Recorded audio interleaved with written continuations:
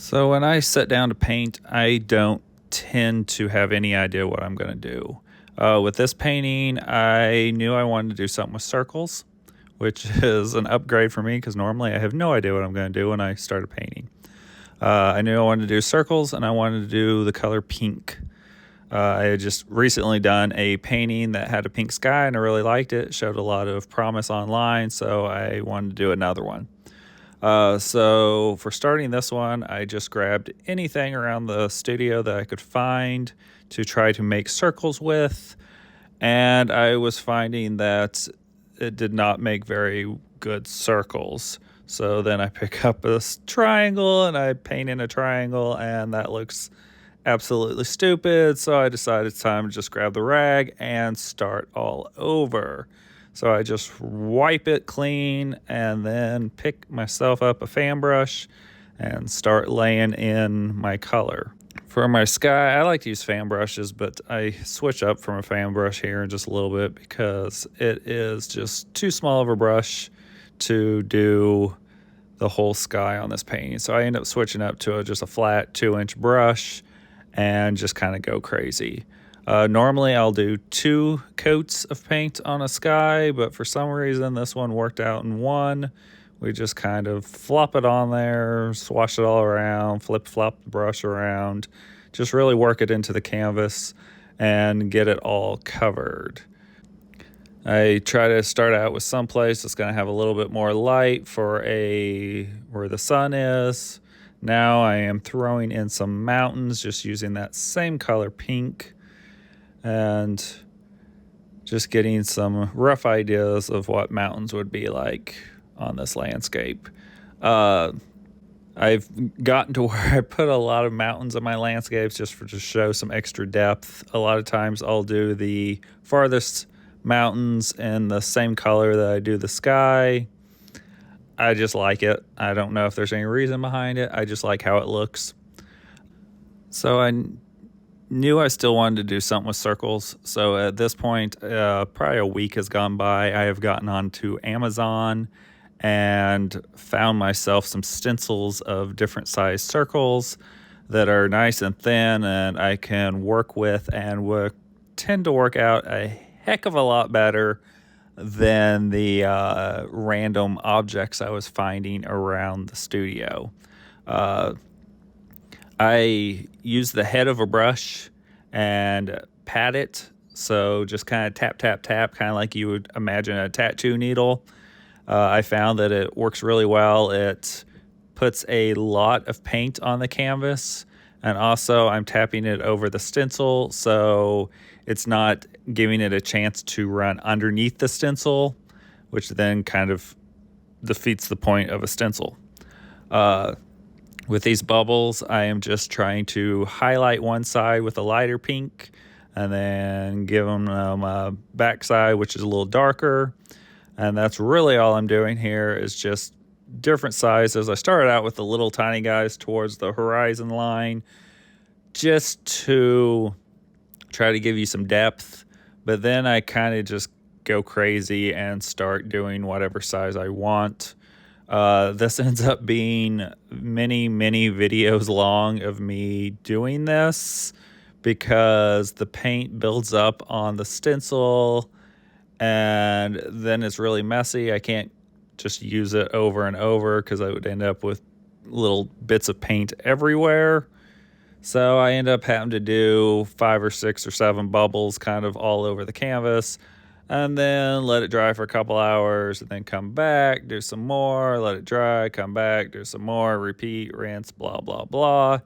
So you end up getting several, what was probably hours, mixed into a few minutes here.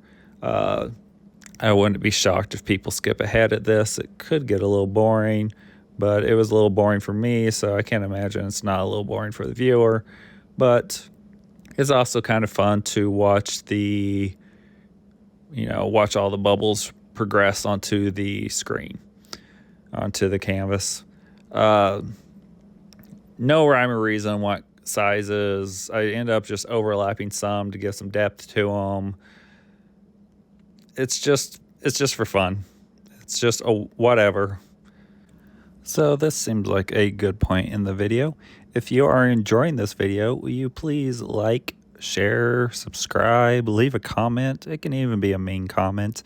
I appreciate all the social media boosts that you will give.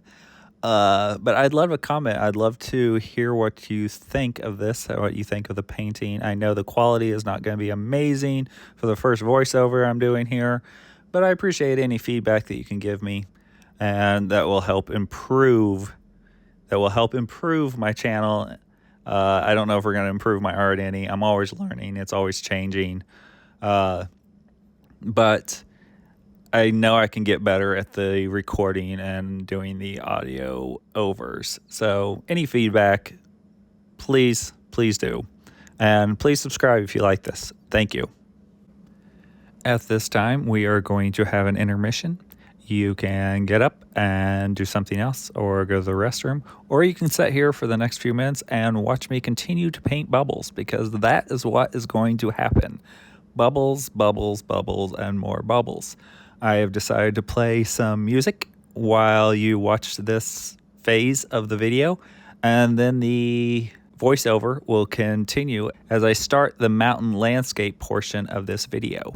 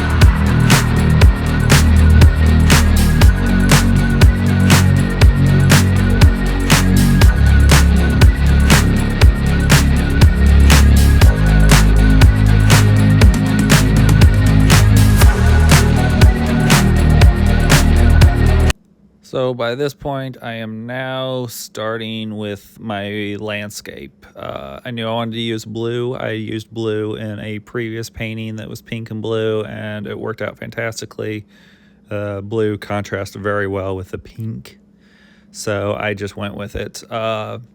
Once again, I'm just playing off of the mountains that I had already roughly put in the background, but now I'm changing my color palette to the blues. It's 2 or 3 different shades of blue plus some white. I almost always add white to my paint to give highlights. And right here I knew I wanted a viewing hole so the viewer would at some point be able to see through the landscape to more of the bubbles. I don't like the placement of that, so I end up just painting over it. I do that a lot since I don't plan anything when I'm painting. I end up painting over a lot of spots a lot. Sometimes I'll paint and repaint and paint and paint and paint and repaint and paint and paint and paint and repaint until I finally come up with something I'm happy with. Sometimes it ends up being multiple layers of paint before I get a place that I'm happy with. Here I am just adding in more mountains, giving more depth, giving a little more height to those mountains. I actually really like it where it's at this moment, but I always feel like I'm cheating just to leave a big empty landscape. And that's just because, I don't know, it's a personal thing. I always feel like if I'm going to sell a painting, it should have as much into it as possible and not just a big open void, even though it is quite pretty at that stage. So I decided to start adding in mountains, and I decided I'm just going to make it an all mountain landscape. So I just start putting in mountains, playing, adding highlights, lowlights. This is a fun technique with the palette knife. You'll see more of this throughout this painting with the palette knife. I just add paint, so it's pretty thick, and I can add multiple colors on that palette knife and then just kind of pull it down the canvas, but kind of like jag it so I get like waves in the rock. It's actually a really cool technique that I discovered on a previous painting that I did a mountain landscape, and I used that an absolute ton, and I really liked it, so I've been carrying it on through my other mountain landscapes. Normally at this stage, I would end up adding a river or something, starting way back in the background and working its way forward. But for this one, I just didn't. I just kept going with the mountain theme. Here we are laying in more of those cliffs, adding a multitude of depth.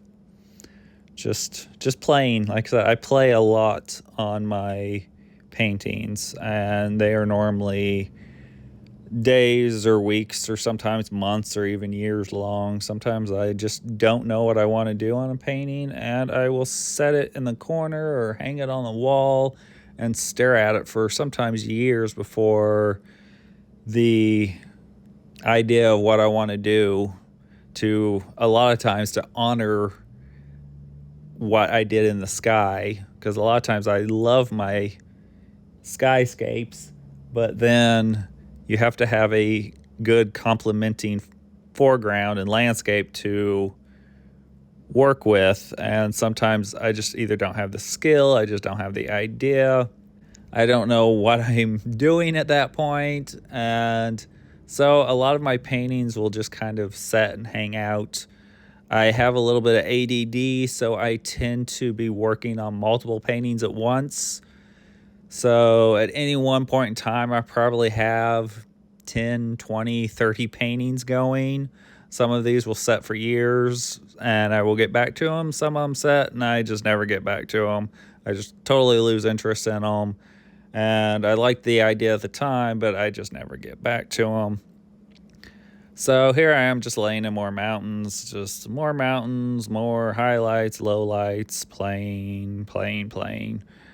I was going to try to film this in like real time, but wow, that ends up being extremely boring for everyone. I mean, it's not necessarily boring for me because I'm painting in real time, but what this ends up being about a 20-minute video from start to finish at 6 to 10 times faster than normal. So that would be several hours, and I don't know if I could get anyone energetic enough to watch me for that many hours, or at least not on the same painting.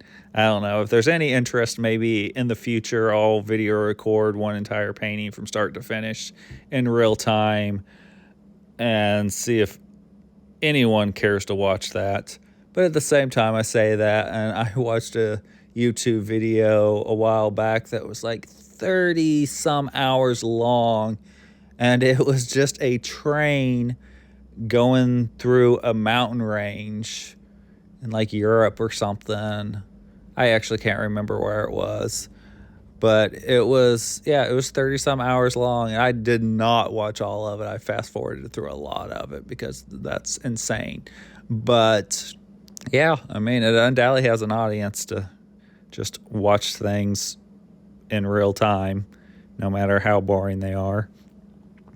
Anyhow, I'm still laying in more mountains. You can see I've put in a little foreground cliff face. I have decided that at the very front is where I'm going to paint that pink here in a little while and bring in some of that background into the foreground.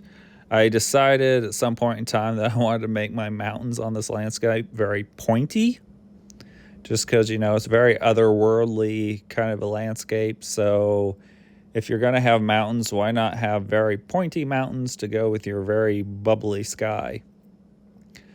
When I create, like I said, I normally don't have any idea what I'm doing or where I'm going with a painting. So 95% of the time, I don't have a title chosen either. So normally that's the very last thing I do is I'll go in and try to figure out a title.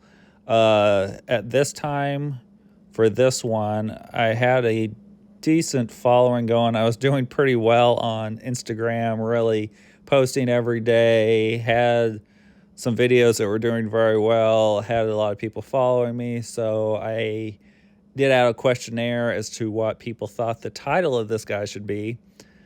And I had a lot of feedback, but the one that just resonated with me was someone suggested Bubblegum and Bluejeans. Now, I can see the bubblegum in the sky, so that makes sense. The blue jeans, not necessarily, but I don't know. If you got like a microscopic with a pair of blue jeans, maybe that's what they look like. I don't know, but it rung a bell with me, and I loved it. And so I ended up titling this one Bubblegum and Bluejeans. You can take with it what you will. Some people think it is literally bubblegum and blue jeans. It is not. It's just a title that I really liked, and I thought it kind of went with the painting. So the painting is not about bubblegum and blue jeans. It's just an otherworldly, made-up completely landscape, and that's how 90% of my artwork is. The large majority of all my paintings are just 100% made up out of my head. Just go with the flow. Whatever happens, happens. And that's exactly what happened with this one. It just kind of evolved if you've watched the entire 20 minutes of this, it has just evolved. And I actually really love this painting. It got a lot of positive reviews online. A lot of people really liked it. It actually ended up being my number one video on Instagram. I got over 1 million views on it, which was pretty exciting. It is still my most watched video.